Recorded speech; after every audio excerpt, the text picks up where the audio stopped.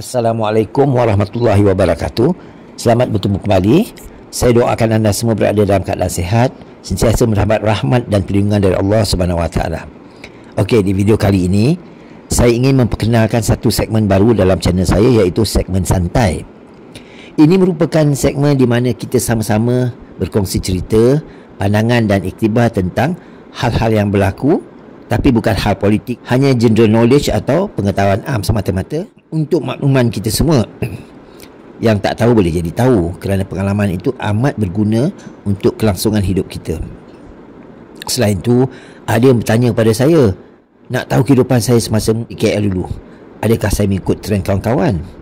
Membesar dalam sosial anak muda di sebuah kota besar. Mereka nak tahulah adakah sepanjang kehidupan saya hanya berceramah atau menasihati golongan muda tentang gejala sosial aja. Okey, saya jelaskan. Di zaman remaja saya dan semasa bermula kerja dulu, saya memang tinggal di KL. Kawan-kawan ramai di KL, namun mereka terima hakikat yang saya tidak mahu mengikut mereka untuk lakukan apa yang mereka anggap keseronokan, seperti merokok, kelabing dan juga ada yang minum minuman yang memabukkan dan ambil dadah. Mereka masih berkawan dengan saya macam mana pun, walaupun ada yang kata saya ketinggalan zaman. Di hujung minggu saya balik ke Seremban untuk kendalikan sebuah gelanggang silat, masa tu di depan surau Taman Fortune, kini Taman Datuk Syahbandar di Ampangan Seremban. Pada ketika itu, pada tahun awal 80-an ya, ramai anak-anak Melayu menjadikan dadah dan budaya hippies sebagai pegangan hidup. Saya mengajak anak-anak muda mendekati surau dan gelanggang silat dengan harapan mereka tidak ke arah yang negatif. Macam mana pun, ada yang berjaya diselamatkan dan ada juga yang terusan hanyut dan meninggal kerana dadah ni. So, selain itu, di KL saya juga berkawan dengan penulis-penulis dan wartawan akhbar tabloid ya, atau majalah lah. Saya gemar membaca dan menulis. Jadi, kalau saya ikut mereka keluar assignment kerja mereka, ini adalah satu keseronokan ya, dan kepuasan bagi saya. Banyak juga cerita-cerita yang saya berikan kepada kawan-kawan untuk disiarkan di akhbar-akhbar mereka. Di sinilah juga saya berkesempatan bertemu dengan artis-artis tanah air ketika itu, mengenali mereka dan berkesempatan bertemu mereka secara empat mata, bercerita dan bertukar-tukar pandangan. Pada ketika usia masih muda, pernah saya muncul di sebuah iklan tentang satu jenama pakaian antarabangsa. Malulah saya nak cerita. Hero iklan tu saya yang jadi kawan dia. Masa tu kami menunggang basikal lah, saya duduk belakang lah. Malu saya tengok ya, basikal tu dah lah besar kan.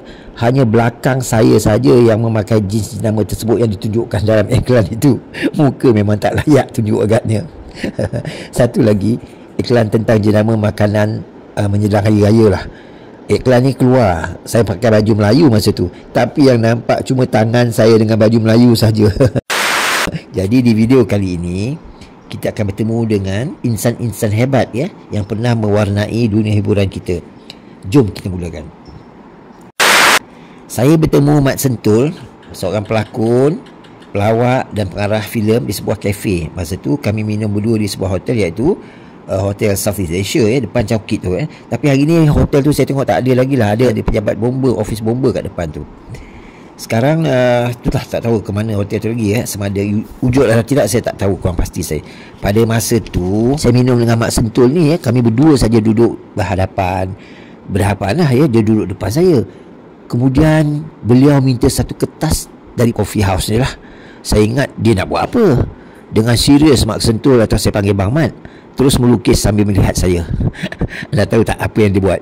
Dia lukis potret saya sambil berkata, aku nak panggil engkau Rambo mulai sekarang. Ya Allah, kenapa Rambo? Sylvester Stallone tu jauh panggang dari api. Tapi itulah dia Mat Sentul, sentiasa jovial, seorang periang tak lepas daripadanya ya. Kini saya diberitahu Mat Sentul sedang uzur di jaga anak dia di Johor. Bang Mat, sihat-sihat selalu ya Bang Mat. Rambo sedang mencari alamat Bang Mat untuk jumpa Bang Mat lagi. Bang Mat sihat-sihat ya, nanti Rambo datang Bang Mat. Rambo, ya Allah, dia yang mulakan Rambo ni. Saloma, yang ini pula tahun 1974 di Setapak Garden Kuala Lumpur. Saya dan kawan ke rumah Saloma. Piramli dah meninggal setahun yang lalu. Saya jumpa Saloma untuk satu urusan kerja lah ya.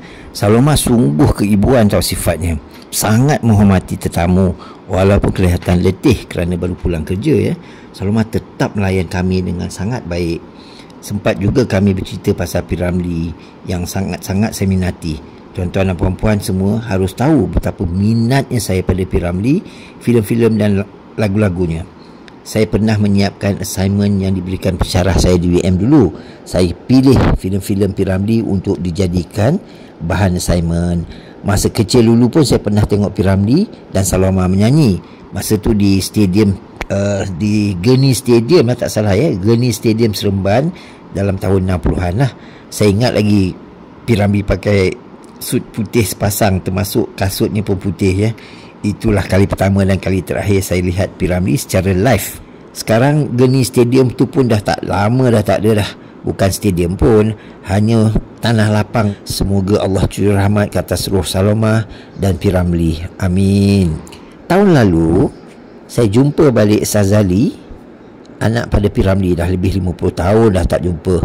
Kami sama-sama di Setapak Garden dulu ya, rukun tetangga. Bila kita ronda malam, Sazali ceritalah pasal ayah dia P. Ramlee ya. Tak sedar hari dah subuh.